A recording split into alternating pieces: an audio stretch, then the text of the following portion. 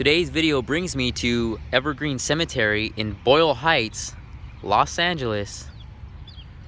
What's going on, you guys? Welcome back to another video. Today I'm visiting the grave of Christine Collins. Now, most of you probably don't know who she is, but you probably heard of her son. Christine Collins made national headline news in the late 1920s and 30s after a 9-year-old son, Walter Collins, disappeared March 10th, 1928.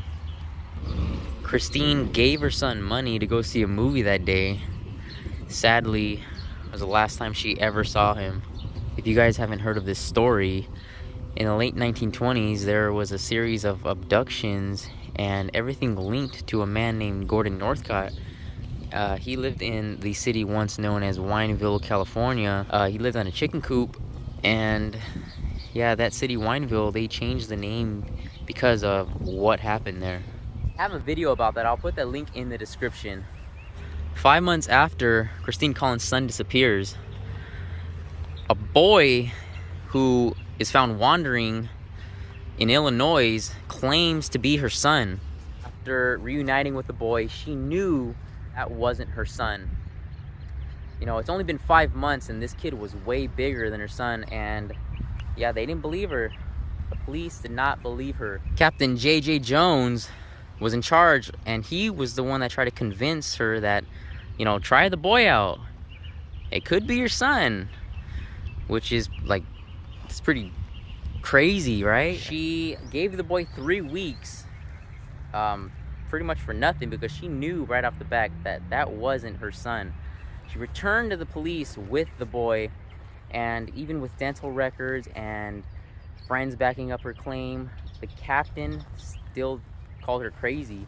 Captain Jones accused Christine of being a bad mother and ridiculing the police. He had her committed to a psychiatric ward in Los Angeles, not far from here. Captain Jones then questions the boy, and that's when he admits that he is not Walter Collins. And yeah, by this time, Christine Collins was already in a psychiatric ward. The boy's name was Arthur Hutchins Jr. He was a runaway from his home in Iowa. When he was picked up by the police, he was asked if he was Walter Collins. But at first, he told them no.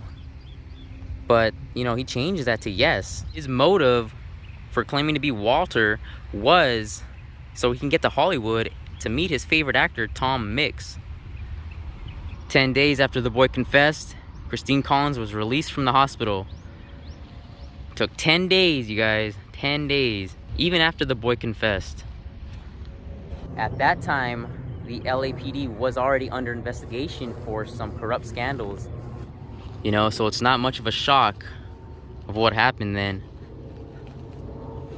Alright, I have found Christine Collins' grave. It's unmarked, by the way, I forgot to mention that. But I found it. It is right here in between this section. She's in section 181A. That section comes from here all the way to right here.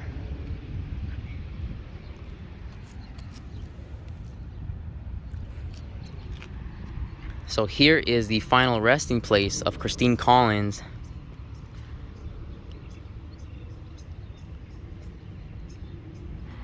Christine was born December 14th, 1888. She passed away December 8th, 1964. After what happened with the LAPD and that scandal, she ended up filing a lawsuit against the LAPD and Captain Jones, and she ended up winning. It was for, I believe, $10,800, but she never got to see any of that money. It turned out there was more boys that were kidnapped and murdered in the city once known as Wineville, California. The killer, being Gordon Northcott, had his 15-year-old nephew, Sanford Clark, participate in the crimes for him. He even admitted seeing Walter Collins murdered. Gordon's mom also confessed to participating in her son's sick crimes. Gordon denied killing Walter, and his mom, Sarah, she tried to change her confession. But no, it was too late. Gordon was never prosecuted in the death of Walter Collins, but his mother was, and she was sentenced to life in prison without trial.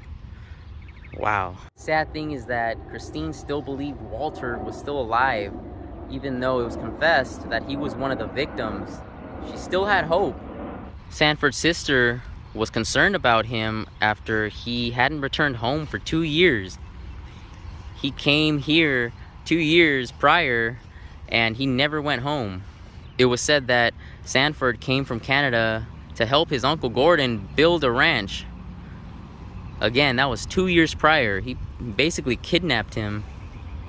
When his sister came and visited him in the ranch, that's when he told her about all these crazy crimes that were going on. She went back to Canada, and that's when she reported it to the American consul. Sanford wasn't charged with murder because they believed he was a victim himself. Being 15 years old, he was still a kid himself. Gordon was sentenced to death by hanging. Before his execution, Christine got to speak to him, and he was going to tell her the fate of her son, but last minute, he chickened out, changed his mind. And that is when, and that is why, Christine Collins never gave up on her son. Christine gained more hope after a boy showed up after the police thought he had been murdered. Christine never stopped looking for her son, and she died never knowing the true fate of her son. Clint Eastwood's 2008 film, The Changeling, is based on Christine Collins' story and what happened to her. I suggest you check that movie out. I also suggest you check out my video when I go to visit the location where all those crimes happened. I'll leave a link in the description. But yeah, you guys, final resting place of Christine Collins, unmarked. So, I mean, I don't know if it'll ever be marked. It's been so many years already. But with that being said, I want to thank you guys for joining me. Give me a like, comment, and subscribe. I'll see you guys in the next video.